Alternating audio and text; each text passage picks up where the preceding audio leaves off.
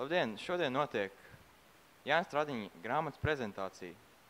Un šeit man ir blakus Jānis Stradiņš. Protams, mums ir liels prieks, ka jūs šeit esat. Un kādas tad ir jūsu emocijas šeit būt? Nu, ziniet, kādas varbūt emocijas senajā skolā.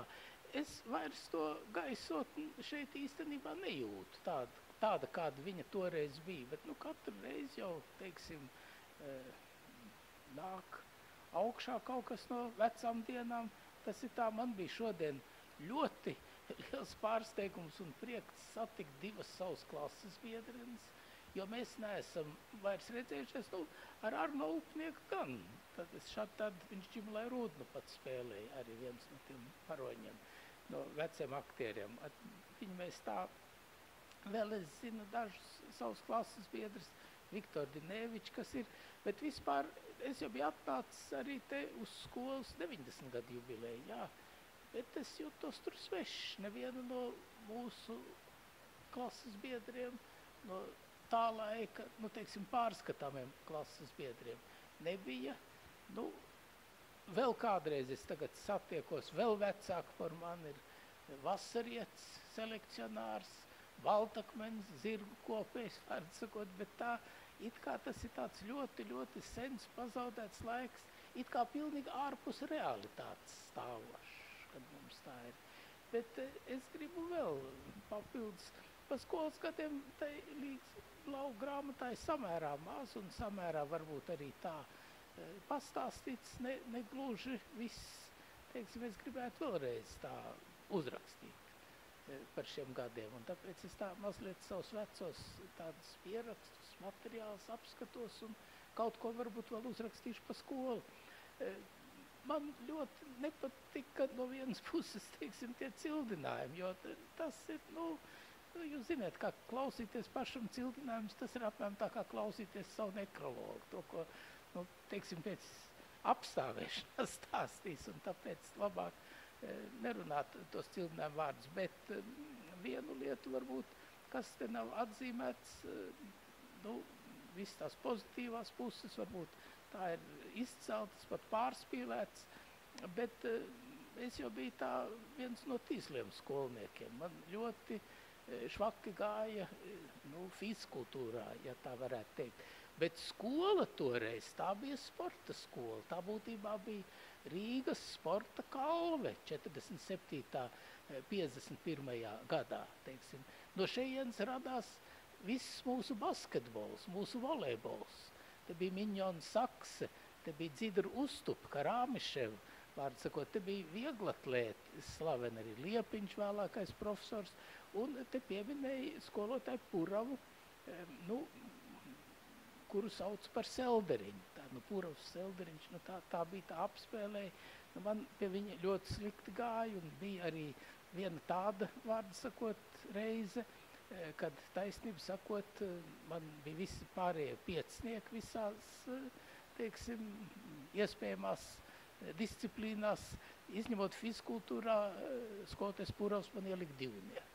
Jo es viņu arī biju aizskaitinājis. Viņš piedeva varbūt tādu tīslumu, bet taisnību sakot, jo viņš vairāk nodarbojas ar sportistiem. Viņš trenēja tos cilvēkus un tiešām izaudzināja izcili. Viņš bija izcils skolotājs. To es toreiz nesapratu, jo es nesapratu un nepratu novērtēt. Starp citu, mans tēvs arī sportu neatzina sevišķi. Teiksim, visāds rekordus vai tā, bet skola gāja uz priekšu un Puravs to virzīja. Man gan patika tās meitenes, kas ar basketbolu, ar volejbolu nodarbojās, un es līdz šim laikam jūtu tādu zinām vainu pret Dzidru Karāmiševu Uztupu. Es nezinu, vai jums tas vārds kaut ko izsaka, bet viņa bija, patiesībā sakot, pirmā TTT kapteine. Un tā, tad viņa man draudzīgi sniedz roku pretīm, bet man kaut kāds iekšējs tāds kautrīgums vai tā, es to nesaņemu, un es to vēl līdz šim laikam tā kā drusku pārdzīvoju, jo viņai jau izrādās arī grūta biogrāfija bija, viņa jau bija mācītāja meita, un toreiz tas jau to ļoti tā skatījās, tas bija tāds liels, bet tā kā šī puse man no skolas tā palikusi tā, citas tādas lietas, klases ir pavisam citāds. Es jau izstaigāju te kādreiz, bet īsti nedabūju.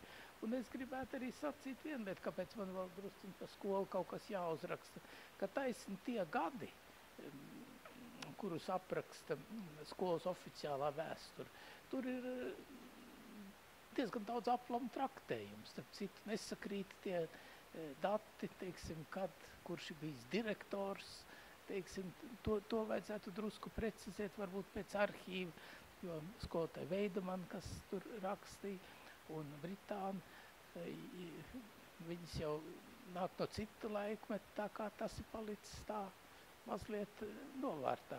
Bet tas skolas gars bija priekš Staļina laikiem, es teiktu, ļoti progresīvs, un skolnieki bija ar savu stāju iekšēji, un nevarētu teikt, ka mēs bijām nomākti. Tā to arī nevarētu teikt. Tā kā bija savu prieku, savus bēdas, tā kāds tā jau ir, varbūt, ka tiešām tā kā pārāk daudz stāstīt.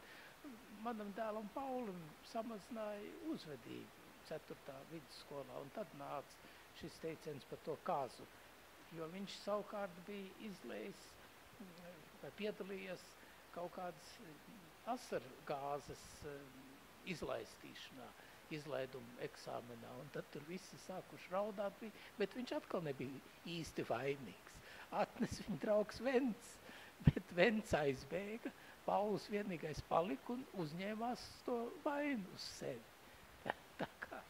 Ļoti interesanti. Tad tālāk jautājums. Kā skolā uzkrātās zināšanas jums palīdzēja tālākajā karjerā? Ķīmijā palīdzēja, es teiktu, un ļoti labi, varbūt no skolas, teiksim, matemātikā un fizikā, es domāju, ka bija labi sagatavotība te. Sevišķi matemātikā. Matemātikas sākumā nesaprat.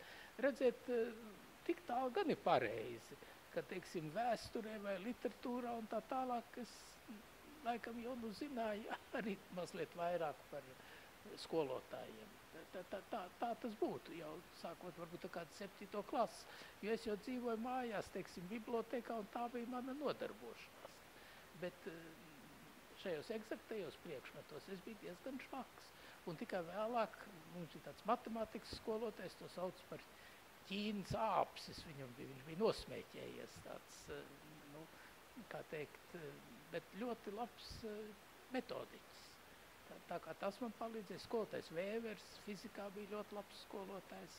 Tā kā es teiktu, ka eksaktās zinātnēs man tiešām skola daudz deva, bet 90% es tomēr sasniedzu pašmācībā. Jā, smags darbs. Tas bija dzīvesveids. Tā, un taisni varbūt uz tā rēķina. Bet es tagad brīnos, ka tomēr vajadzētu jau man pēc visām prognozēm būt pavisam švakam un knapi kustēties, jo tiešām es diezgan maz esmu nodarbojis, bet vēlāk un skolas gados, gan, ko mēs daudz braucām ar velosipēdu, daudz staigājām ar biedriem un izbraukājām visu Rīgas apkārt.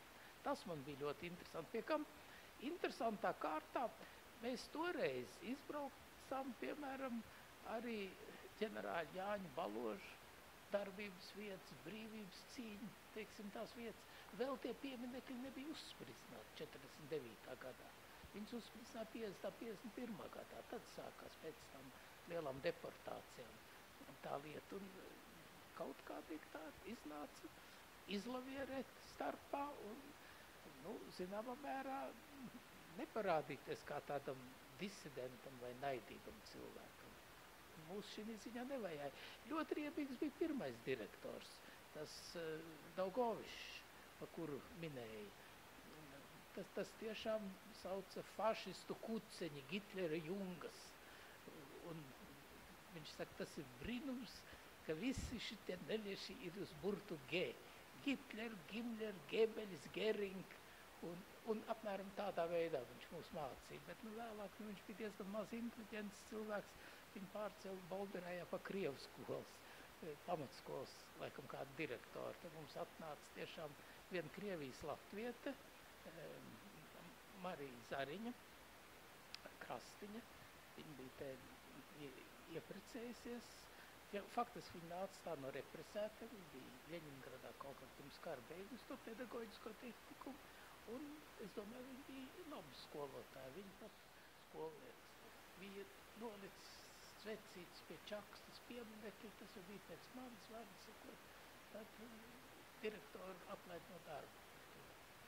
Tas bija 68. gads, es jau biju sen beidzis. Bet, mēs uzturējām drusku tā kontakts, es zināju apmēram, kas tas skolā notiek, kamēr bija tie vecie skolotāji. Un tāds bija viņas liktenis. Viņa bija krievu valodas skolotāja, uzdāvināja man ļoti skaistas grāmatas, tādiem aizkustinošiem ierakstiem krievu valodā. Jā. Jūs prezentācijas laikā minējāt, ka mums jauniešiem varbūt grāmata nepatikšot. Kādam lasītāju lokam tad ir paredzēta grāmata? Es domāju, ka viņa ir paredzēta tiem cilvēkiem, kas ir pieredzējuši padomju varas gadus. Jo tur ir mazliet par atmodu, bet kā jau es teicu, man atmodā bija diezgan liela loma, un es daudz tur piedalījos, darbojos. Sarkanais karoks un vietvārdu un kultūras fronts un tautas frontes sākumi paši, tur visur es biju klāt. Bija diezgan darbīgs. To es atstāju Gavaram, tāpēc to es Rīgai plautos materiāls par to laiku pat nedevu. Bet, teiksim, par to Krievu laiku, arī par deportācijām, man sieva, patiesībā sakot, bija saņemta ciet, tie vecāki tā kā buģi, un tā to mēs vēlāk visu tā uzzinājām. Un tur ir ļoti daudz patiesības, teiksim, tie, kas ir dzīvojuši 60. 70. gados, Hruščova laikā, Brežņeva laikā, kā veidojās institūts. Daudzi tie, kas ir lasījuši, teiksim, tie ļoti atzinīgi atsaucās, un viņi tā neitrāli uzrakstīja. Un ko jūs novēlāt lasītājiem? Es novēlu lasītājiem laimīgāku Latviju izveidot un veidot mums tālāk to, kas nu mums te ir, jo mūsu dzīve.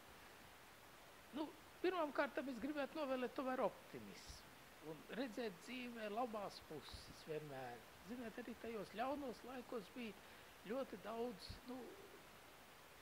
katrā vecumā jau jaunībā ir kaut kas labs, vai ne? Lai kāda arī nebūtu laika. Tas ir viens. Otrkārt, tomēr iekšēji mīlestība pret Latviju. Pret Latviju un latviešiem pret Rīgu, savu vietu turēt, teiksim, to es gribētu novēlēt, labu veselību, un man jau ļoti tagad nodaras diezgan bēdīgi. Mums nav varbūt tāds stājas vajadzīgās, un nav tāda iekšējas drošības par sevi. To es gribētu novēlēt, un lai mēs izkopjam tās tradīcijas, lai vairāk bērnu te piedzimst, lai tā skola var piepildīties. Jā, centīsimies saglabāt stāju. Paldies jums liels!